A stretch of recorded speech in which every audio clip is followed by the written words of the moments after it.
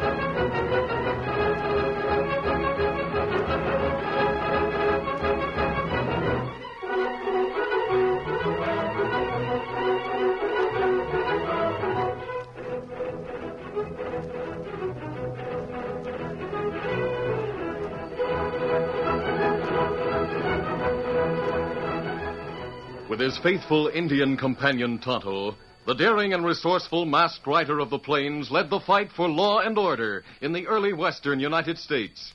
Nowhere in the pages of history can one find a greater champion of justice. Return with us now to those thrilling days of yesteryear. From out of the past come the thundering hoofbeats of the great horse Silver. The Lone Ranger rides again. Come on, Silver. Let's go, big fellow. Hi-yo, Silver. Hi!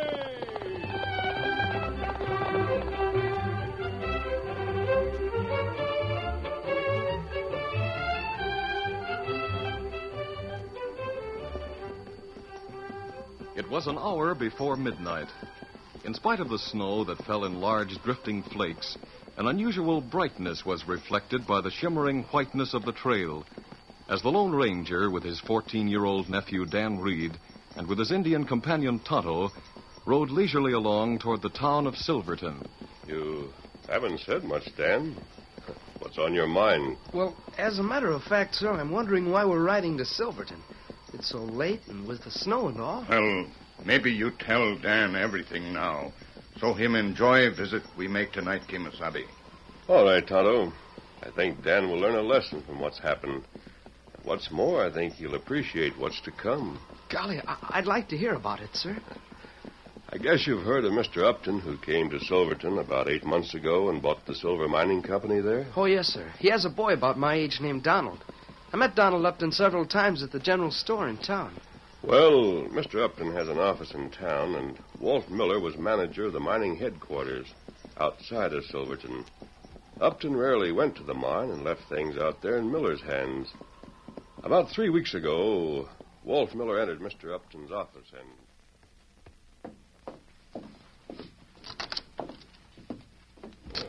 Good morning, Walt. I suppose you've come for the payroll. That's right, Mr. Upton. Bill, my clerk here, brought the money over from the bank a while ago. I'll count it out for you shortly and lock it in the bag for you to take out to the cashier at the mine. By the way, how's old Sheldon getting along? Well, sir, as a matter of fact, Sheldon's resigned and took a job over at Pecos. Sheldon resigned? Yes, sir. But I put a new man on last week. A nice chap that Sheldon knew in Stockton. He's a bank teller there. Came there about 6 months ago. Oh, I see. Why did he want to leave the bank? He sure had reason enough. His job pays a lot more for one thing, and he needs money bad. Has a boy about 8 years old and a wife who's an invalid. Seems a skittish horse threw her a couple of months ago, and she hasn't been able to walk since. Oh, that's too bad. It sure is. Dawson hopes to get enough money someday to pay a good surgeon to examine her and maybe do something for her. Dawson, did you say? Yes, sir. That's his name, Paul Dawson. Live in that rather shabby little house at the east end of town. Paul Dawson, huh? And he went to Stockton about 6 months ago? Yes, sir. Came from St. Louis, I understand. I see. So he's our new cashier out at the mine, huh? Yes, sir. I suppose you'll follow the usual routine with Dawson as you have with Sheldon. Carry the locked bag containing the payroll to him and have him open it with the key I left out there? That's right. You have the only other key to lock it with. As long as you handle the money here and he's responsible for it out there, I'd rather not have a key to the bag. Of course. Well, I'll get the money from the safe. I hope that fellow's trustworthy, since he's so badly in need of cash. Well, I'm sure he is, Mr. Upton. Well, here's the cash. Put the bag on my desk and open it up. All right. There it is. Cash is tied up as usual in bundles of $500 each. Here are 11 bundles to make the necessary $5,000 to $500 for the payroll. I'll put them in. There's one bundle, 2, 3, 4. Upton slowly counted the bundles of cash as he put them in the small black bag under the watchful eyes of Walt Miller. Finally, all 11 bundles were in the bag. Then, as Mr. Upton closed the bag and reached into his pocket for the key, he spoke to Miller. By the way, Walt, step into the back office and tell Bill I want him to ride out to the mine with you. I've heard of outlaws in the vicinity. Gosh, in that case, I'll be glad to have him go. I'll get him. Glad Bill's coming with me. Wouldn't like to get robbed on the way. Golly, did outlaws hold them up on the way? No, Dan. They arrived at the mine headquarters safely. Turned the bag over to the cashier, Paul Dawson. Bill went back to town, and Walt left Paul alone in the headquarters office to make up the payroll. A little later, Walt returned to the mining office.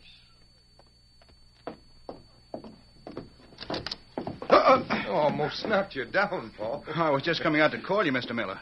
The payroll's short. Sure. What can't be? Come and see for yourself. Look there. 10 bundles when there should be 11. There's $500 short. Mr. Upton must have made a mistake. Now, hold on, Dawson. He didn't make any mistake. I saw him put 11 bundles in that bag. You're making the mistake if you think you can pull a fast one like that. But I tell you, when I unlocked the bag and took out the money, only 10 were in it. Bill rode with me all the way, and that bag was locked. Only you and the boss have keys to it. And I know he put in 11. You go get your hat. We're going in to talk to the sheriff right now. No. And I'm willing to bet... No, I won't go with you. You can't blame me for taking the money. I'm leaving here now. Oh, no, you're not. Get out of my way. Gotta get away quick. I won't let him send me to prison. I won't. Oh, Paul Dawson ran from the mining office and rode off into the hills. Golly. Of course, the sheriff and a posse hunted for him, but he managed to cover his tracks and get away. Gosh. What about his invalid wife and his little boy? Well, that was the sad part of it. Dawson's wife and his boy, Sandy, were left destitute. Hunt and I didn't know about them at the time, or we would have helped. That's right. For 2 weeks, nothing was heard of Dawson. During that time, the widow Downs, a neighbor who had little herself, did what she could for Sandy and his mother. Well, one day, about a week ago, Mrs. Downs took some soup and carried it over to Dawson's shabby little house.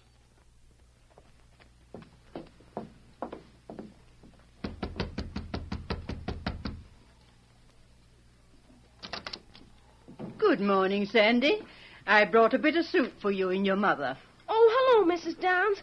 Mom will be awful glad to get some soup. I'm sure she will. I'll bring it in. It's warm and ready to sip, so I'll just take it into the other room for her. Come along, Sandy. Who is it, Sandy? Oh, Mrs. Downs. How nice of you to come over. Here's a bit of soup that'll warm you up, my dear. I'd rather Sandy had it, if you don't mind. Oh, I'm not very hungry, Mama. You take it. Now, there's enough for both. Sandy, lad, bring another bowl like a good boy. Golly, yes. Oh, bless his heart. Another week and Christmas will be here, Mrs. Downs. It isn't fair for a young child to face such a bare, drab Christmas as Sandy'll have to go through. I know Paul didn't steal that money. I thought that somehow he'd get to us. But he... Mrs. Downs. You want to ask me something? Yes.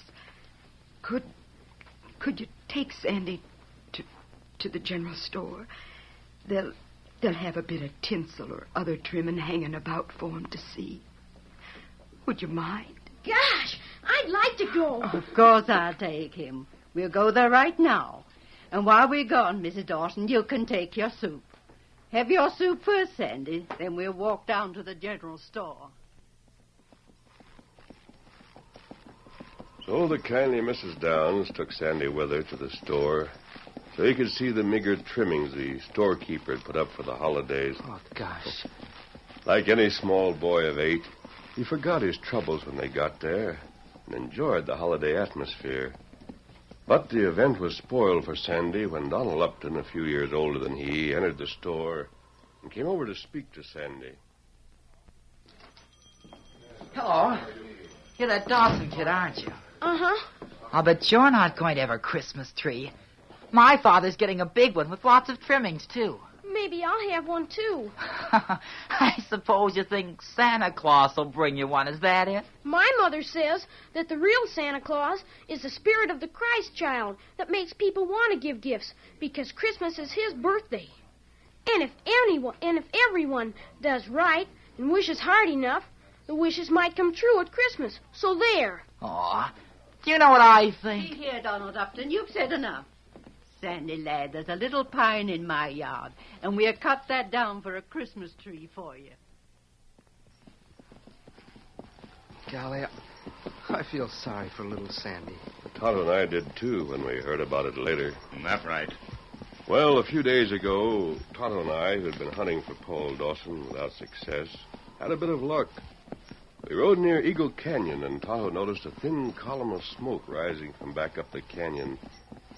We rode up there and saw a deserted prospector's cabin. Leaving our horses, we approached cautiously on foot and sneaked open the door. We saw a man asleep on a cot against the far wall. There, man, sleeping on cot. Back yonder, Kimasabi. Yes. He must be worn out with fatigue not to have heard us come in. Let's look. Kimasabi, that looked like Dawson. Me see him once at mine. Get your gun handy. I'll waken him. Dawson. Dawson, wake up. Outlaws. You're covered. Now go for your gun. I don't have a gun. If this is your cabin... Dawson, we've been hunting for you to take you to the sheriff for the mine office robbery. I didn't steal that money. Look, would I be here now like this if I had? What do you mean? I haven't eaten for 2 days. I lost my horse. If I'd stolen money, would I try to live on scraps, berries, anything I could find like I've done? All right. Take me back. I can't stand it any longer. I worry about my wife and son. It's driving me crazy. Crazy, I tell you. Here, sit down, Dawson. Take it easy. That money, if I could only figure it out somehow. Only Upton and I had keys to the bank. But he's rich. Why would he want to take it? He'd know I'd get the blame. Does Upton know you, Paul? Not that I know of. I've never even seen the man. Oh. The only Upton I knew was back in St. Louis. He was a doctor, a well-to-do surgeon. He had reason to hate me, but he left St. Louis. I haven't heard of him since. No, this couldn't be the same one. And anyway, he didn't even know I was around. Did that doctor you speak of have reason to leave St. Louis? Yes, very good reason. To avoid arrest. Did he have any family? A wife and son, perhaps? Yes. Yes, he did. Why? Paul, after you answer a few more questions, I think I will take you back to town to prove that you didn't steal that money after all.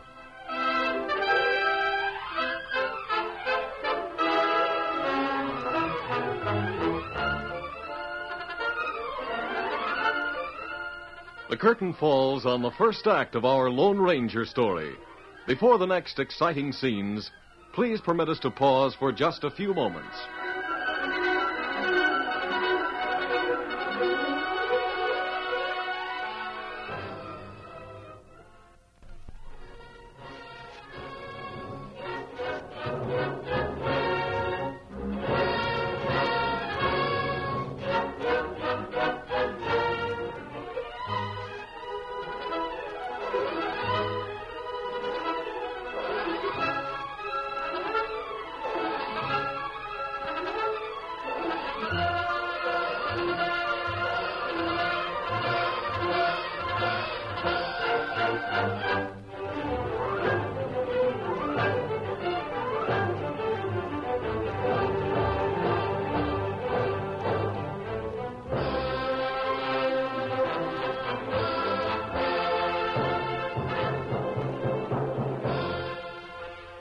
to continue our story. As the Lone Ranger with Tonto and Dan Reed rode leisurely along the trail to Silverton in a light snowstorm, the masked man took time to tell Dan the story of Paul Dawson and his little family.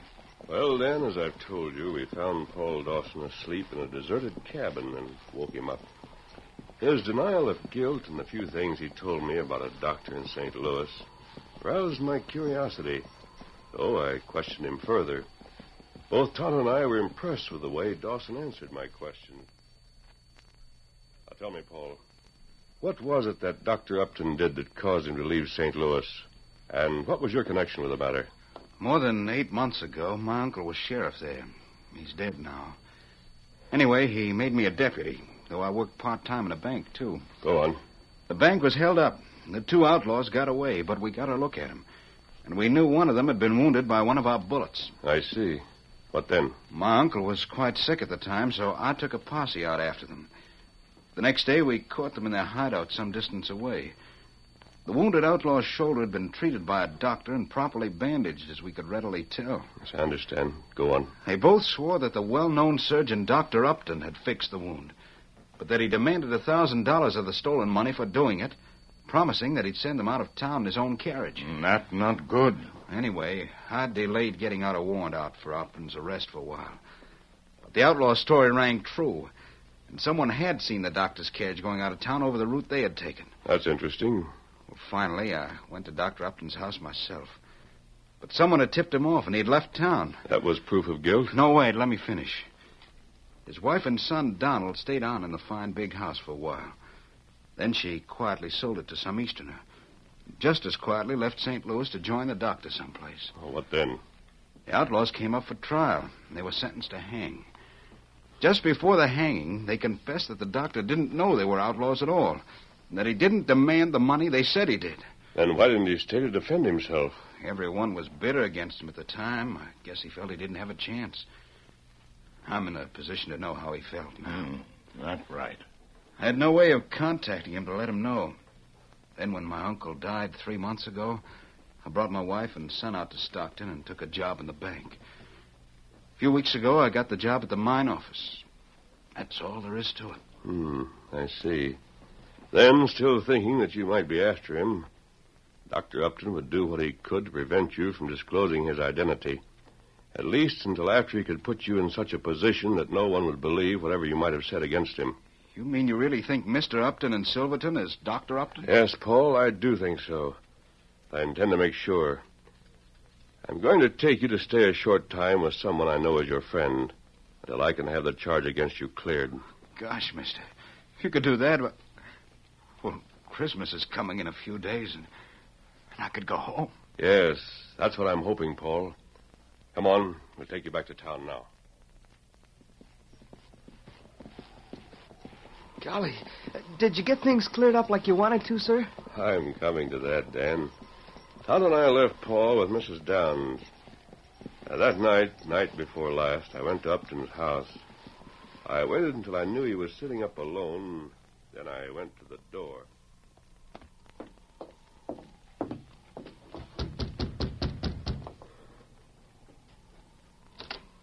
Well, a masked man. I've come to talk to you, Mr. Upton. What could an outlaw have to discuss with me? I'm not an outlaw. I came as a friend, and I'm certain you'll be very glad to hear what I came to say. Dr. Upton. Dr. Upton? How did you know? I mean, you made a mistake. You just gave yourself away, Doctor. Now, do you care to listen to me, or shall I go elsewhere? No, come in. By thunder, if you came here to blackmail me... I haven't any such intentions. But I did come here to get you to admit you framed young Dawson. Ridiculous. There's an open and shut case against him. You ought to know how it feels to be wrongly accused, Doctor. Wrongly accused? You believe that I was... I know you were. Your name has been cleared back in St. Louis. What? Are you sure of that? Positive. Paul Dawson hoped to find you to tell you so. Then they know I'm not guilty. Oh, thank heaven. But how do you know all this? You must have seen Paul Dawson recently. That's right. I have. I don't know what to say. You've done him a great wrong. It's up to you to do what you can to right that wrong. Yes, I did wrong, Dawson. I thought he was here to find me, to disclose the facts about me. But I can't admit in front of everyone that I withheld that money from the bag. No, I can't do that. I won't. You've just admitted it to me. It would be your word against mine, and they'd take mine. Maybe. I understand the sheriff is out of town. Won't be back until day after tomorrow, Doctor. It's no use arguing. Day after tomorrow is Christmas Eve. It'd be a good day for you to have a talk with the sheriff and clear Dawson. I'll wait until then. I advise you to think it over carefully. Good night, Dr. Upton.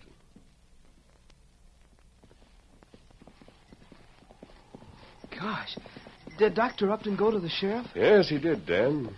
And the charges against Paul Dawson were dropped. Mr. Upton explained that he had withheld the money. When I told Paul, you can imagine how he felt. Well, this is Christmas Eve. Just after dark, I took Mrs. Downs and Paul Dawson to Paul's house. When we reached the front porch, we found Dr. Upton waiting. Neither he nor Paul spoke a word. I whispered to them to follow me.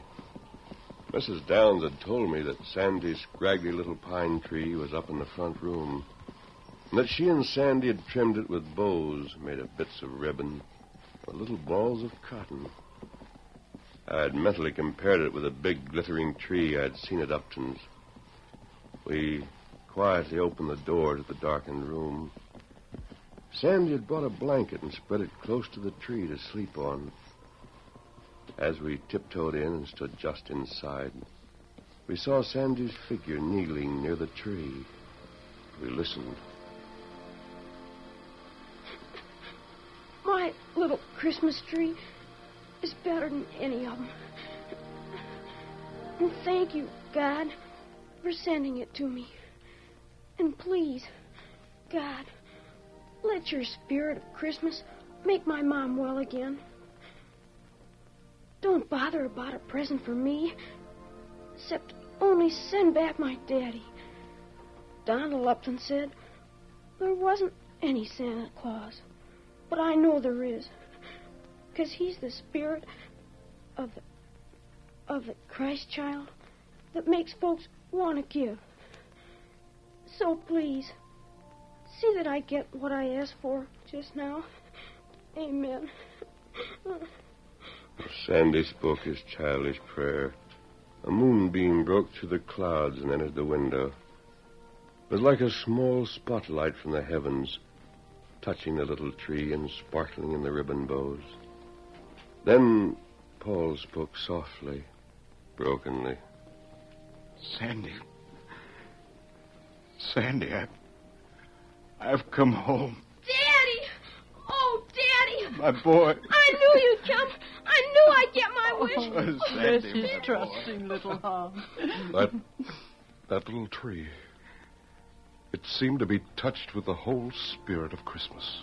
And why not, Mr. Upton? A little touch of hope and love went into every little bow on its branches, each one made by Sandy's own hands. Sandy? Who's out there? I'm coming, Mama. Come on, everybody. Turn up the lamp, son, so I can see who's with you. I'll turn it up, Dora. Paul! Oh, Paul, you've come back to us. Yes, and to stay, honey. Oh, everything's all right now. I've been cleared. Oh, thank heaven. But who? The masked man is a friend, and a good one. How do you do, Mrs. Dawson? How do you do? Paul, your other visitor? Oh, yes. You know Mrs. Downs. This man is... I am Dr. Upton from St. Louis, Mrs. Dawson. Dr. Upton? Why, The past is forgotten, I hope. The future? Well, as I heard Sandy say, if one wishes hard enough, perhaps I can make you walk again. I feel sure I can. Oh, golly, Mama. I got both things I asked for. What you said about the spirit of Christmas is true. I'll always believe in it, Mama, even when I'm grown up. I hope you will, Sandy. I've just begun to believe. Later tonight, I want to bring my son and some others from town to this house. In this simple home, I've really found the spirit of Christmas.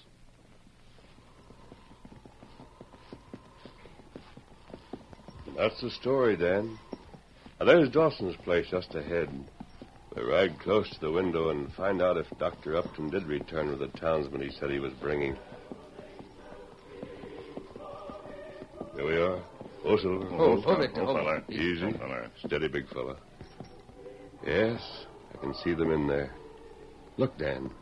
There's Dr. Upton holding Sandy in his arms, see? Oh, gosh. He sure looks happy. And he's singing with the others, too. Me like your Christmas singing. Well, they seem so happy and all. With the snow falling and the singing, I feel sort of different inside. Like they said they did. I like to believe, Dan, that the spirit of the Christ child is the spirit of Christmas. For these people have found it among the humble surroundings here, just as the shepherds and the wise men found it in even more humble surroundings. A little stable in Bethlehem.